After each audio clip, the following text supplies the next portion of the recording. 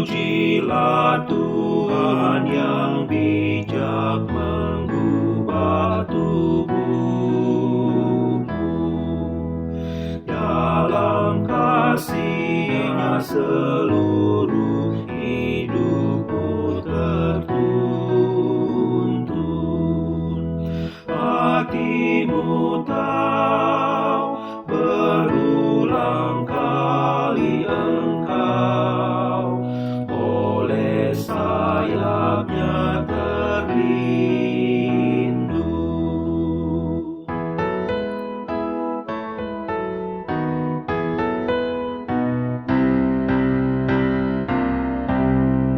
Pujilah Tuhan yang dapat dan mau melakukan jauh melebihi doamu dan yang kau rindukan. Ingat teguh, Ia berkuasa penuh, kasih-Nya terus kau temukan.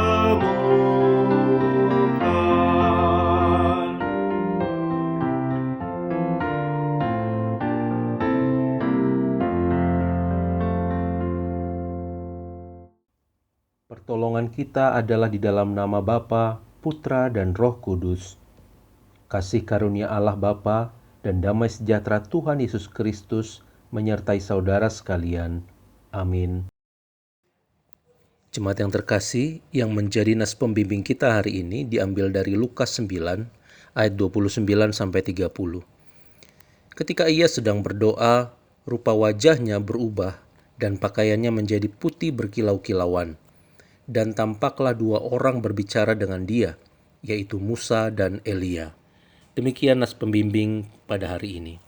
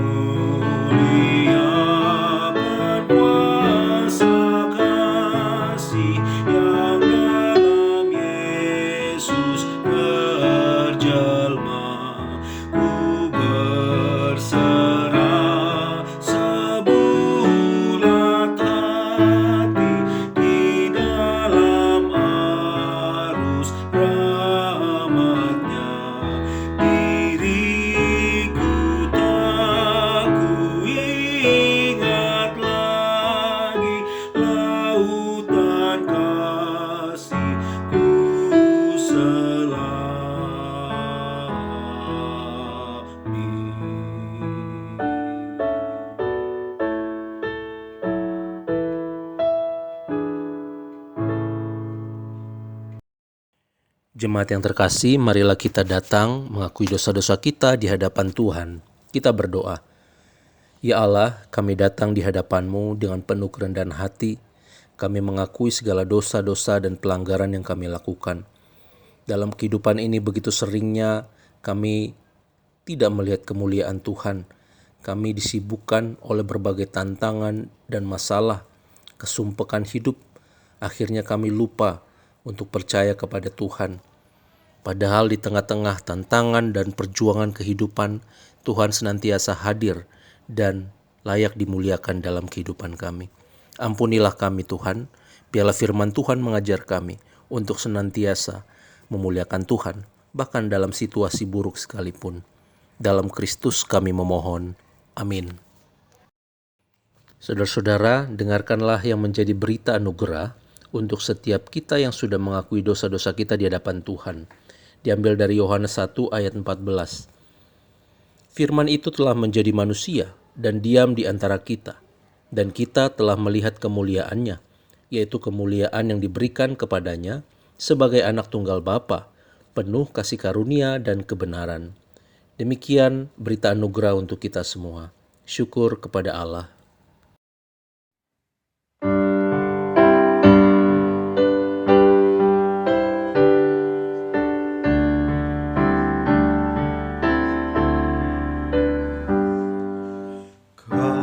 Karena kasih-Nya padaku, Yesus datang ke dunia.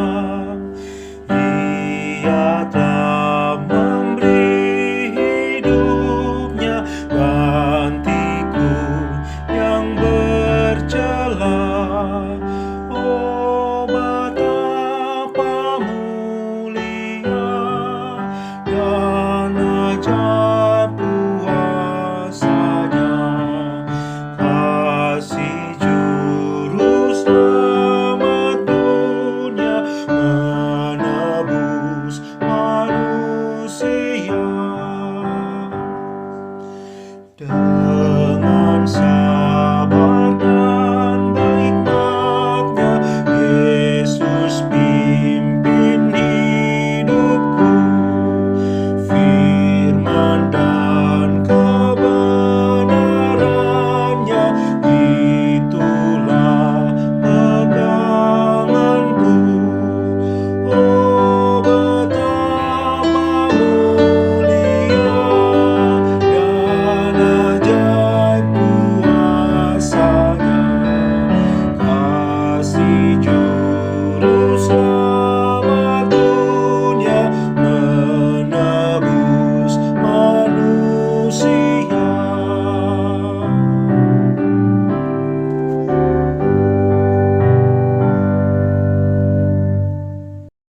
Jemaat Tuhan, mari kita berdoa sebelum kita membaca dan merenungkan firman Tuhan. Damai sejahtera Allah yang melampaui segala akal dan pikiran, kiranya itu yang melawat kami semua di dalam pemberitaan firman-Mu. Ya Roh Kudus, hadirlah di dalam setiap kami. Kami siap mendengarkan. Di dalam Kristus kami memohon. Amin. Saudara-saudara, pembacaan Alkitab diambil dari Lukas pasal 9 ayat 28-36. Kira-kira 8 hari sesudah segala pengajaran itu, Yesus membawa Petrus, Yohanes, dan Yakobus, lalu naik ke atas gunung untuk berdoa. Ketika ia sedang berdoa, rupa wajahnya berubah dan pakaiannya menjadi putih berkilau-kilauan.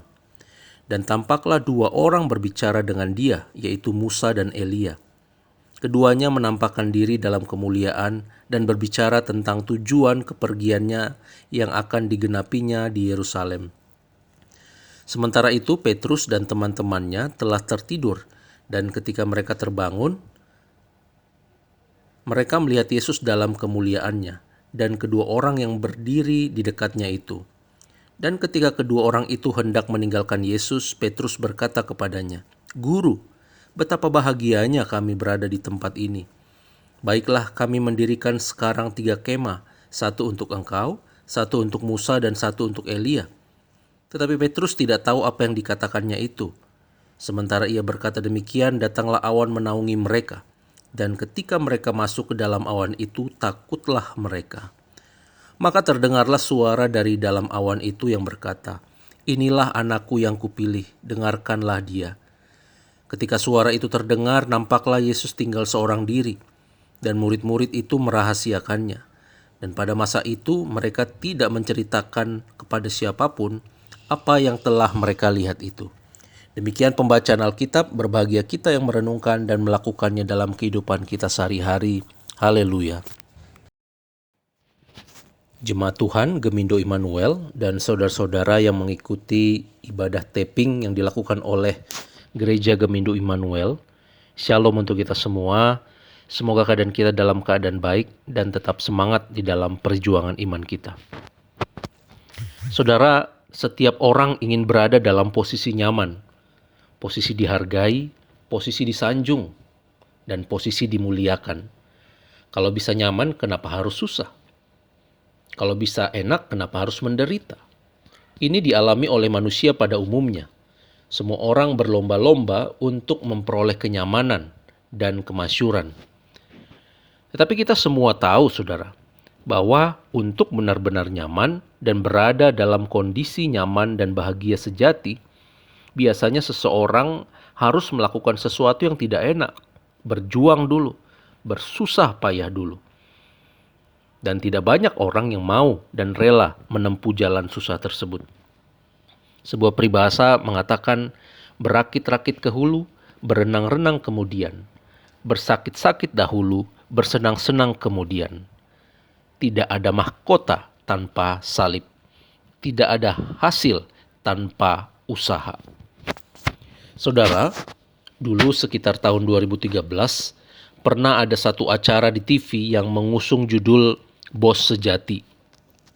Ide dari cerita reality show ini adalah mengundang seorang bos yang kemudian ia menyamar menjadi karyawan biasa atau anak buah dan menjadi sama dengan mereka semua dalam hal melakukan pekerjaan keseharian para anak buah pegawainya itu.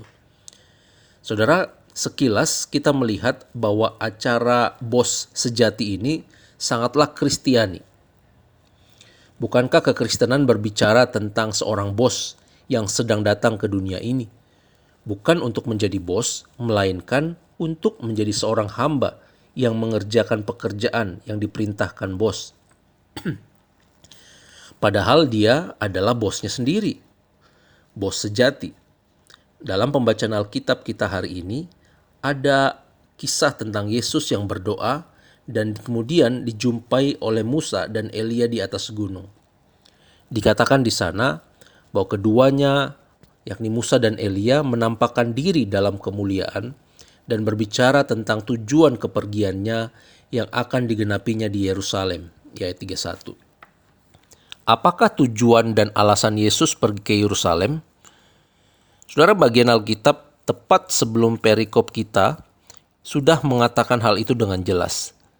Yesus berkata, anak manusia harus menanggung banyak penderitaan dan ditolak oleh tua-tua, imam-imam kepala, dan ahli-ahli Taurat, lalu dibunuh dan dibangkitkan pada hari ketiga. Yang menarik adalah ketika para murid yang dikatakan sempat tertidur lalu kemudian terbangun dan melihat Yesus dalam kemuliaannya itu dan disertai dengan kehadiran Musa dan Elia pada waktu itu, Petrus menyatakan dirinya begitu berbahagia berada di atas gunung itu. Ayat 33. Enak sekali di atas gunung, makanya bikin kemah saja kita di sini. Di bawah gunung yang dihadapi adalah kesumpekan dalam kehidupan nyata. Tidak enak, penuh dengan masalah, tantangan. Saudara, kalau dalam konteks pembacaan kita ini, ketika berada di bawah gunung, Yesus akan berhadapan dengan para ahli Taurat dan pemuka agama Yahudi, yang pada akhirnya mendakwanya hingga mati di kayu salib. Sedangkan di atas gunung, Yesus dimuliakan. Inilah anakku yang kupilih, dengarkanlah dia, ayat 35. Perkataan inilah anakku yang kupilih, dengarkanlah dia, ini merupakan pernyataan yang menegaskan tentang ketuhanan Yesus, bahwa dia adalah seorang yang diutus ke dalam dunia untuk menjadi jalan keselamatan bagi setiap orang percaya. Sama seperti yang dinyatakan oleh Petrus, pengalaman berada di atas gunung di mana kita semua melihat kemuliaan Yesus yang sebenarnya dan mengenal siapa dirinya yang sesungguhnya, ini seringkali membuat kita ingin lebih lama tinggal lagi di atas gunung dan mengecap kebaikan, enaknya, bahagianya dalam memandang kemuliaan Tuhan. Mengapa, saudara? Karena sangat berbanding terbalik dengan keadaan di bawah gunung. Lihat saja dalam kelanjutan perikop kita. Yesus langsung berhadapan dengan seorang anak yang diserang roh hingga dia sakit. Dan kemudian oleh Yesus anak itu disembuhkan. Saudara, inilah kehidupan iman Kristen yang sebenarnya. Kita memandang kemuliaan Tuhan di balik semua kesumpekan, kepenatan dalam kehidupan kita sehari-hari. Pertanyaannya, apakah yang akan kita perlukan sehingga kita selalu bisa melihat kemuliaan Yesus dalam setiap aspek kehidupan kita sekarang? Saudara, hadapi kenyataan hari ini dan temukan kemuliaan Tuhan di balik semua yang terjadi dalam kehidupan kita. Ketika Yesus benar-benar disalib dan mati, tepat seperti yang sudah diberitakan jauh sebelum peristiwa itu, masih banyak murid-murid yang tidak mengerti akan kemuliaan dari peristiwa penyaliban dan kematian Yesus. Saudara, dalam perikop kita hari ini dikatakan bahwa para murid tertidur sehingga hampir saja melewatkan peristiwa penting Yesus dimuliakan di atas gunung. Kemudian dalam peristiwa lainnya, sekali lagi dikatakan mereka tertidur dan melewatkan kenyataan bahwa setelah mati, Yesus bangkit dan menampakkan diri kepada mereka.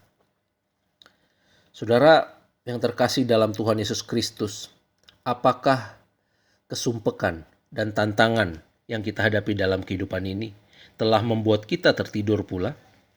Sehingga tidak ada kemuliaan Tuhan itu terlihat atau tampak dalam kehidupan kita hari ini.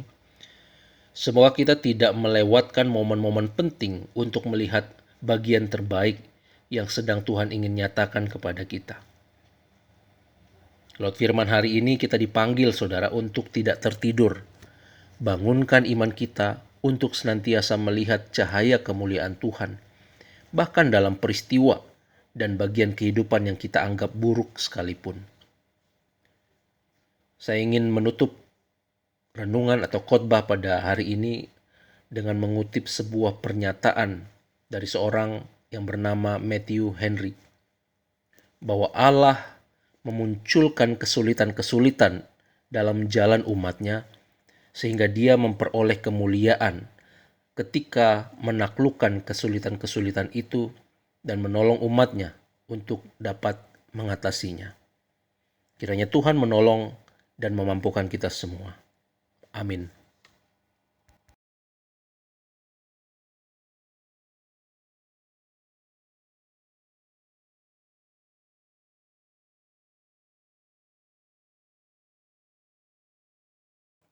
Mari saudara, bersama dengan gereja di segala tempat dan segala abad, kita mengucapkan pengakuan kita menurut pengakuan iman rasuli.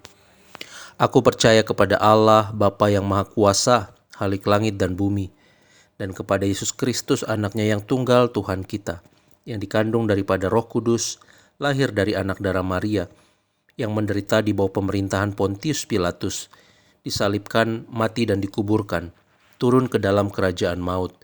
Pada hari yang ketiga, bangkit pula dari antara orang mati, naik ke surga, duduk di sebelah kanan Allah Bapa yang Maha Kuasa, dan akan datang dari sana untuk menghakimi orang yang hidup dan yang mati. Aku percaya kepada Roh Kudus, gereja yang kudus dan persekutuan orang kudus, pengampunan dosa, kebangkitan daging, dan hidup yang kekal. Mari saudara-saudara kita naikkan doa syafaat kita berdoa. Ya Allah, kami sungguh bersyukur untuk firman Tuhan yang boleh kami dengar dan kami renungkan. Kami diajar hari ini untuk kami senantiasa melihat kemuliaan Tuhan, bahkan di tengah-tengah berbagai tantangan pergumulan kehidupan, di tengah situasi yang tidak enak dan yang buruk. Kami percaya kemuliaan-Mu tetap nyata, hadir di dalam kehidupan kami. Terima kasih Bapa, mampukan kami untuk menghidupi kebenaran firman-Mu. Ya Allah, kami mau berdoa terus untuk saudara-saudara kami, jemaat Tuhan, untuk jemaat yang sakit dan dalam berbagai pergumulan. Kami mau mengingat Bapak Simanjuntak, Bapak Butar-Butar, Ibu Manurung, Ibu Simanjuntak Boru Hasibuan, pemulihan Bapak Elia Simanjuntak. Bahkan juga mungkin ada saudara-saudara yang mengalami kelemahan fisik pada saat ini. Tuhan, kami bawa ke dalam tangan-Mu, jamah, sembuhkan di dalam nama Tuhan Yesus. Tidak ada yang mustahil bagi Tuhan. Ya Allah, untuk saudara-saudara kami yang berjuang di dalam berbagai tantangan pergumulan kehidupan, masalah ekonomi, yang membutuhkan pekerjaan, yang membutuhkan pasangan hidup, yang mengalami keretakan dalam hubungan atau relasi dengan orang-orang terkasih. Tuhan, kami bawa ke dalam tangan-Mu. Biarlah Engkau yang menolong setiap anak-anak-Mu di dalam berjuang di setiap tantangan mereka. Tuntun mereka, berikan jalan keluar terhadap setiap permasalahan yang dihadapi. Terima kasih Bapa, kami berdoa untuk Gereja Tuhan Gemindo Immanuel di dalam pelayanannya di tengah-tengah pandemi ini. Tuhan, kiranya Engkau yang memberkati gereja-Mu Gemindo Immanuel. Biarlah kehadiran gereja-Mu sungguh bisa membangun jemaat Tuhan untuk tetap bisa memiliki iman yang teguh di dalam Tuhan. Bahkan terhadap lingkungan sekitar, gereja Tuhan juga boleh terus menyatakan kasih dan kebenaran-Mu. Terima kasih Tuhan, bersyukur untuk anak-anak Tuhan, para simpatisan yang Tuhan telah pakai untuk memberkati dan mendukung pelayanan gereja Gemindo Immanuel. Biarlah Tuhan memberkati di dalam setiap usaha, pekerjaan, dan tantangan yang mereka alami. Terima kasih Bapa, kami berdoa untuk bangsa kami Indonesia. Tuhan, kiranya Engkau terus bekerja melawat kami, terutama di dalam memerangi COVID-19. Biarlah Tuhan Engkau yang bekerja di dalam setiap pemerintahan kami, para tim satuan tugas, para tim medis, para ilmuwan yang terus bekerja demi memutus rantai COVID ini. Berikan hikmat bijaksana, berikan kekuatan, ketahanan di dalam mereka mengemban tugas yang dipercayakan. Berkati kami juga sebagai warga gereja dan warga bangsa, untuk kami bisa melakukan protokol kesehatan di dalam setiap kehidupan kami sehari-hari. Terima kasih Bapa, kami serahkan semuanya ke dalam tangan Tuhan. Untuk gereja-gereja Tuhan di Indonesia ini, Tuhan berkati supaya bisa bersinergi di dalam menyatakan kasih Tuhan di tengah-tengah bumi Nusantara ini. Kami berdoa juga mengingat saudara-saudara kami yang jauh di sana, yang sedang mengalami ketegangan, yakni bangsa Rusia dan Ukraina. Tuhan, biarlah Tuhan Engkau yang menolong. Tuhan berikan kelembutan hati kepada setiap pemimpin bangsa supaya mereka tidak tersulut emosi, tapi menggunakan cara-cara yang damai untuk mencari jalan keluar. Biarlah tidak semakin banyak lagi korban yang berjatuhan akibat dari ketegangan ini. Terima kasih Tuhan, inilah doa kami naikkan di dalam nama Tuhan Yesus yang sudah mengajar kami berdoa. Bapa kami yang di sorga, dikuduskanlah namamu, datanglah kerajaanmu, jadilah kehendak-Mu di bumi seperti di sorga. Berikanlah kami pada hari ini makanan kami yang secukupnya, dan ampunilah kami akan kesalahan kami, seperti kami juga telah mengampuni orang yang bersalah kepada kami. Dan janganlah bawa kami ke dalam pencobaan, tapi lepaskanlah kami daripada yang jahat. Karena Engkau yang punya kerajaan dan kuasa dan kemuliaan sampai selama-lamanya. Amin.